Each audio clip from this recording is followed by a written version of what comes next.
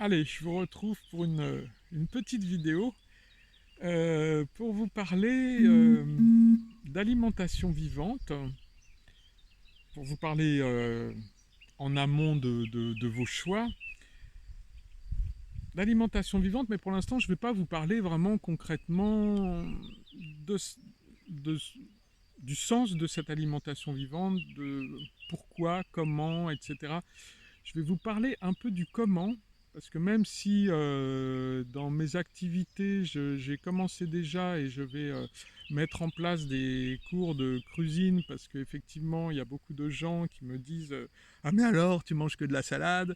Bah non, je mange pas que de la salade.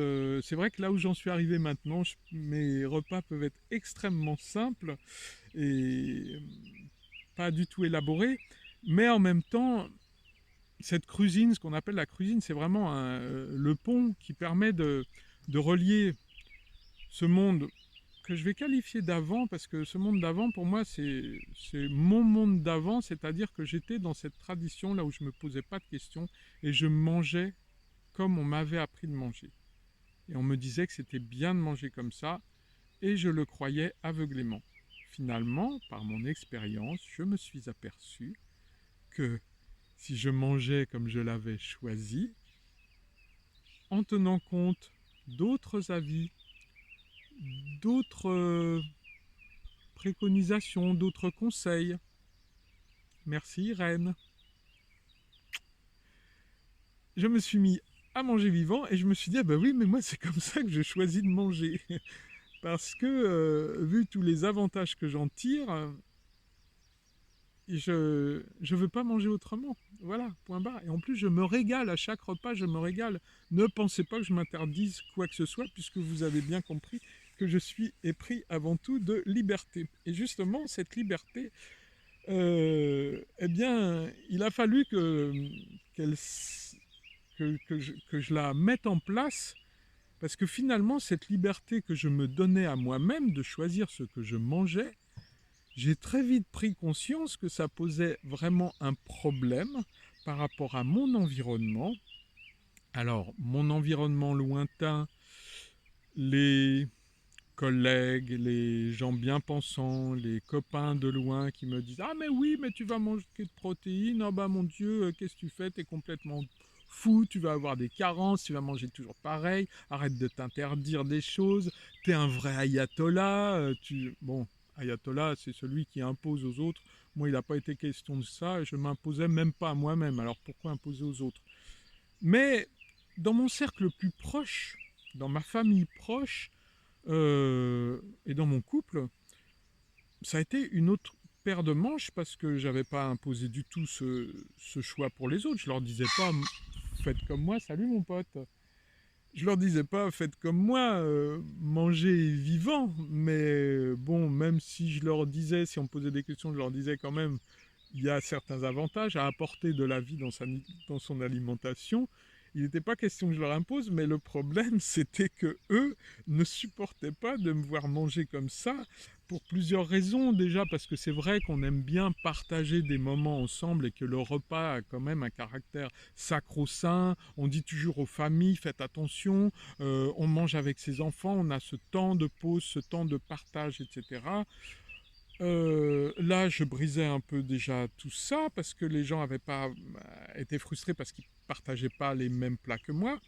En plus, deuxième inconvénient dans mon couple, c'est que j'étais un super méga bon cuisinier, donc les petits plats mijotés, les petits gratins, je faisais des repas pour les copains, j'étais inondé de compliments, comment peux-tu trouver à chaque fois une telle harmonie, un tel équilibre dans les saveurs, des présentations aussi somptueuses, parce que moi j'aime faire plaisir, parce que ça me fait plaisir.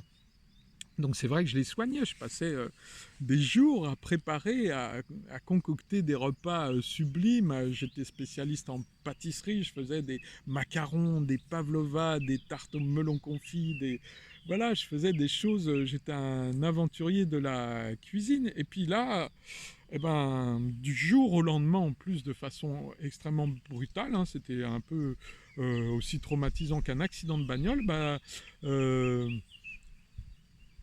cette partie de moi-même, elle n'existait plus. parce qu'il n'était plus question pour moi. En plus, je le fais encore un tout petit peu, mais franchement, si je prépare un plat cuisiné, je vais jamais goûter, me lécher les doigts parce que j'en ai pas envie. J'en ai pas envie. Vous savez, autrefois j'ai eu des addictions.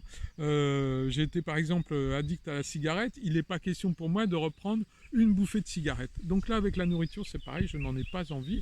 La cigarette, c'est pas que j'ai peur de reprendre, c'est que ça me dégoûte. Franchement, tirer une bouffée de cigarette, mais ça va me donner envie de vomir. Je vais être malade. Ça pue, c'est dégueulasse. Enfin, j'en ai pas envie du tout. Voilà. Donc la cuisine, j'en avais plus envie, et là, ça a été un vrai problème dans mon couple parce que déjà qu'il y avait certains partages qu'on n'avait plus, pu avoir ce partage-là en vivant avec quelqu'un d'extrêmement gourmand et sensible à mon art culinaire. C'était l'hécatombe, c'était la bérésina, on était sur un champ de guerre, plus rien n'existait. Il a fallu que je sache expliquer pourquoi.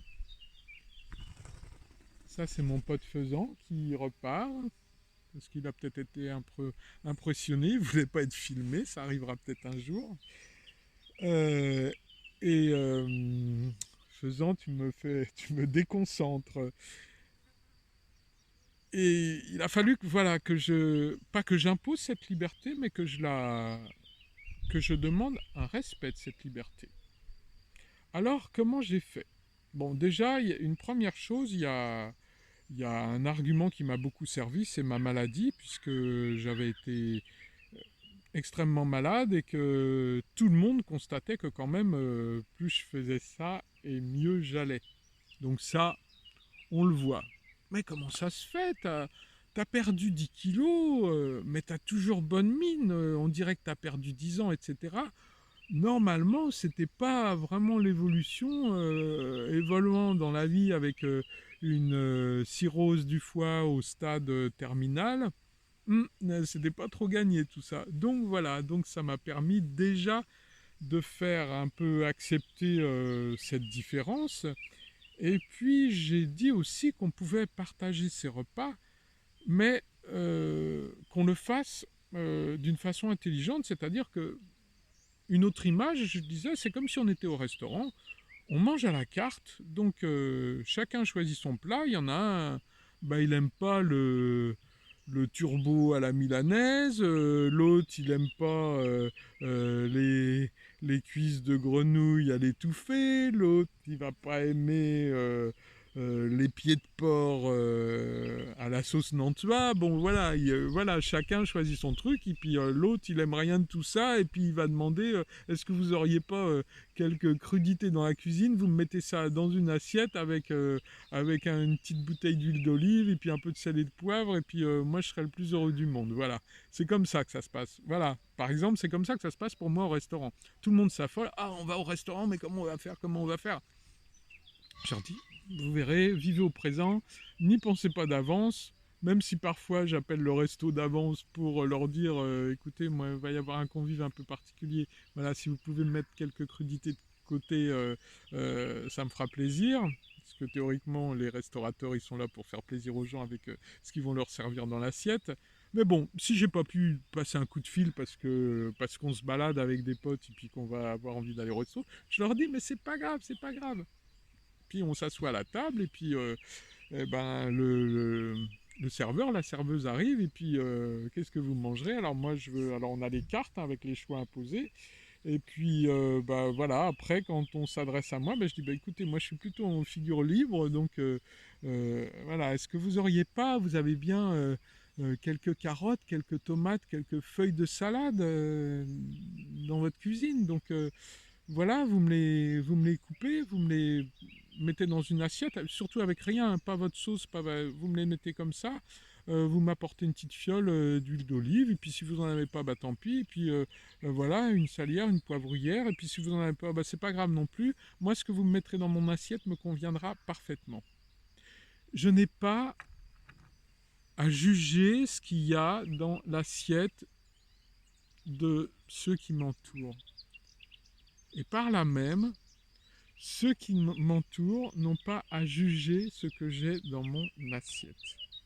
Je ne veux pas, pour faire plaisir, je ne veux pas manger quelque chose dont je n'ai pas envie pour faire plaisir à quelqu'un. Je ne veux pas de même cette petite goutte de fond de coupe de champagne qu'on me demande de boire pour trinquer avec tout le monde. Je n'en veux pas.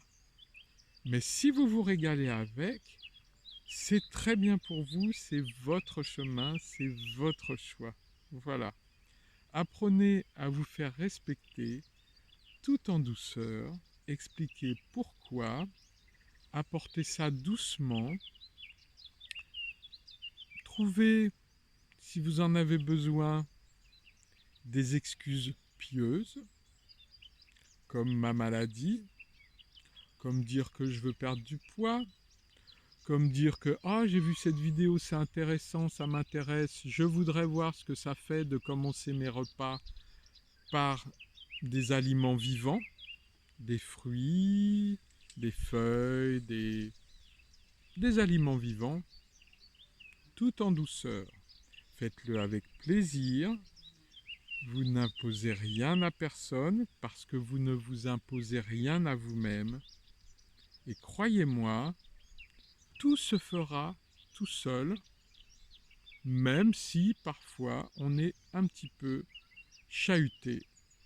Croyez-moi, vous aurez tout à gagner en assumant vos choix et en appliquant ce que vous avez choisi de faire, de dire.